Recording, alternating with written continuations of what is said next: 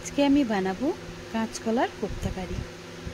আমি প্রথমে কাঁচকলাটাকে নুন হলুদ দিয়ে সেদ্ধ করে নেব চাল সহ। তার সঙ্গে দিয়ে দেবো একটা আলুও সেদ্ধ দেবো। আমার কাঁচকলাটা সেদ্ধ হয়ে গেলে এবার ছাল থেকে ছাড়িয়ে নেব, সঙ্গে একটা আলু দেব।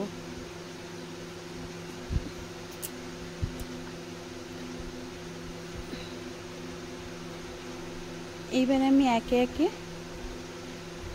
2 চামচ দিয়েছি বেসন,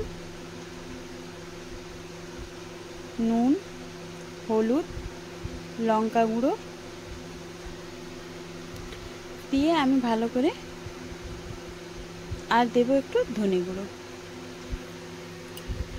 এবারে আমি ভালো করে মেখে নেব, বেশ মাখাটা যেন একটু শক্ত শক্তই হয়।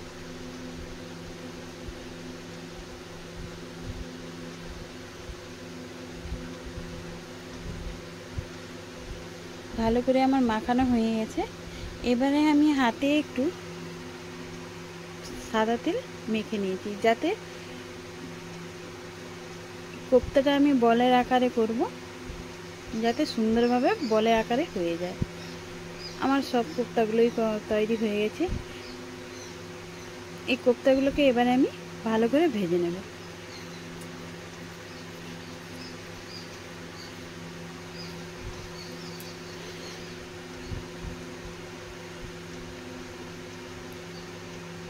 তেলটা গরম হয়ে গেলেই একে একে আমি কোপ্তাগুলোকে ভালো করে ভেজে নেব।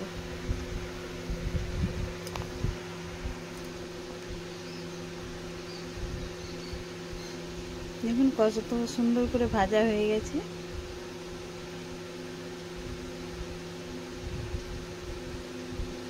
কোপ্তাগুলো ভাজা হয়ে গেছে। এবারে আমি মশলাটা করে নেব। প্রথমে কড়াইতে সরষের তেল দিয়ে আমি রসুনটাকে ভেজে নেব।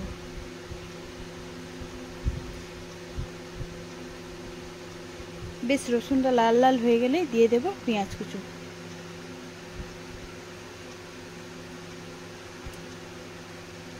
পেঁয়াজ কুচানোটা দেওয়ার পরে সামান্য আমি নুন দিয়ে দেবো, তাহলে পেঁয়াজটা তাড়াতাড়ি ভাজা হয়ে যাবে।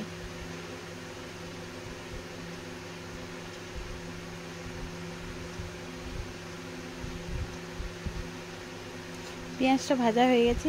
এবারে দিয়ে দেবো টমেটো কুচানো আর আদা বাটা দিয়ে ভালো করে আমি আবার মশলাটাকে ভেজে নেব। বেশ টমেটোটা ভাজা ভাজা হয়ে গেলেই এবারে গুঁড়ো মশলাগুলো দিয়ে দেব একটু হলুদ গুঁড়ো, লঙ্কা গুঁড়ো, আর দেব একটু কাশ্মীরি লঙ্কা গুঁড়ো। যতক্ষণ না মশলা থেকে তেল ছাড়ছে ততক্ষণ আমি মশলাটা কষিয়ে নেব।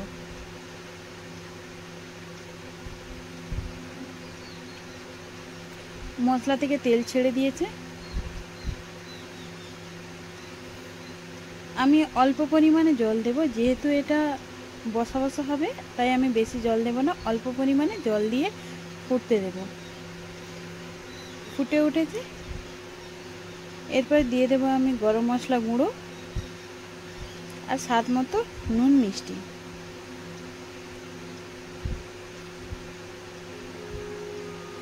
দেওয়ার পরে আমি ভেজে রাখা কোপ্তাগুলো দিয়ে দেব, কারণ কোপ্তাগুলো বেশি ফোটানো যাবে না, বেশি ফোটালে ঘেঁটে যেতে পারে। কোপ্তাগুলো দেওয়ার পরেই আমি নামিয়ে নেব।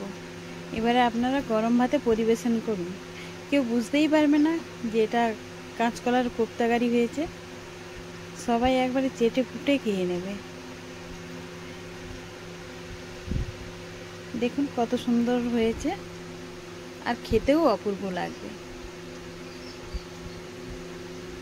আমার রেডি হয়ে গেল কাঁচকলার কোপ্তা কারি।